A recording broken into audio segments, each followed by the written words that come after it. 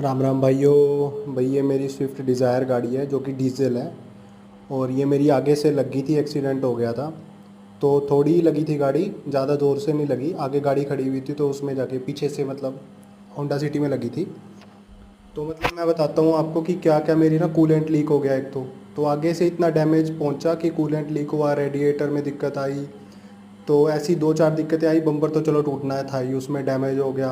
और एक मेरी लाइट का एक नट गिर गया तो वो भी डैमेज ही समझो, वो भी नई पड़ी है। तो आपको किन किन चीज़ों का ध्यान रखना है मैं वो बताता हूँ। इंश्योरेंस जैसे आप ले रहे हो ना, तो इंश्योरेंस में भाई सारी चीज़ें अपनी ना कवर कराया करो। कि जैसे कूलेंट भी पड़े वो भी अपनी कवर करा लो, एसी की गैस भी पड़े आपके इंश्योरेंस कराते समय ना, वो भी ध्यान रखो। और आपका इंजन का भी थोड़ा सा ध्यान रखो कि इंजन सीज वीज हो या कोई दिक्कत आए तो वो भी कवर करा लो। उसमें कंजूसी मत किया करो। 2-4 हज़ार 5 हज़ार रुपये लगते हैं ना, वो लगा दिया करो। क्योंकि जब गाड़ी ठुकती है ना और जो बिल बनता है ना, फिर उसके बाद फिर आप डर जाओगे उसको देख के, अगर इंश्योरेंस अच्छे वाला नहीं है आपके पास। तो गाड़ी टो होती है ना जो हमारी, तो जहाँ से भी आपकी गाड़ी टो होगी 2-3 हज़ार रुपये तो कम से कम लेगा ही। तो वो भी ना कंपनी वापस करती है। सब कुछ इंक्लूड करा लियो करो जितना भी होता है इंश्योरेंस में। तो मेरा जो ठुका था, मैं लास्ट में आपको बिल दिखाऊंगा। मैंने तो 3300 रुपये के आसपास मैंने पे किया है।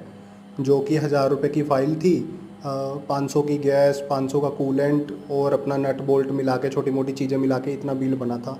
अब कैसे क्या बिल बना है, कितना कम ज़्यादा है वो मुझे पता नहीं। मैंने जितना पे किया वो मैंने बता दिया। ये मेरी लाइट थी पुरानी, और जो मेरी नई डल गई है।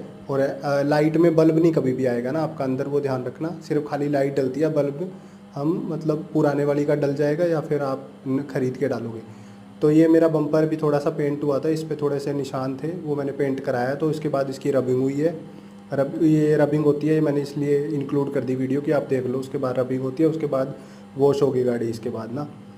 तो आपने ये सारी चीज़ें ना इंश्योरेंस में ध्यान रखनी है। मैंने ये वीडियो इंश्योरेंस के लिए बनाई है। तो मैं भी चाहता था यार इंश्योरेंस 5 साल के बाद तो वैसे ही गाड़ियों की ना बहुत कंपनियां इंश्योरेंस करना ना बंद कर देती हैं। तो आपने गिनी चुनी कंपनियां बचेंगी आपके पास 5 साल के बाद। तो उनसे कोई अच्छा इंश्योरेंस वाला है ना, जैसे आप नॉर्मल जाओगे ना एजेंसी में, वो लोग बताते नहीं हैं कि ये इंक्लूड कर लो, नहीं बताते। वो एक दो चीज़ बताएंगे, पूरा नहीं बताएंगे। तो आपने खुद चेक करना है और पढ़ना है अच्छे से इंश्योरेंस को ना, क्या क्या लिखा है उसमें। उनसे पूछना है ये ऊपर है, ये क्या रह गया, ये क्यों नहीं डाला।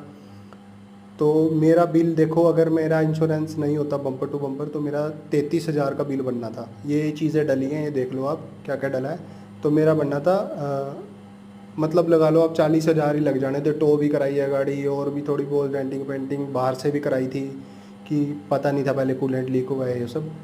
तो भाई उस हिसाब से आप बम्पर टू बम्पर रखो अपना इंश्योरेंस।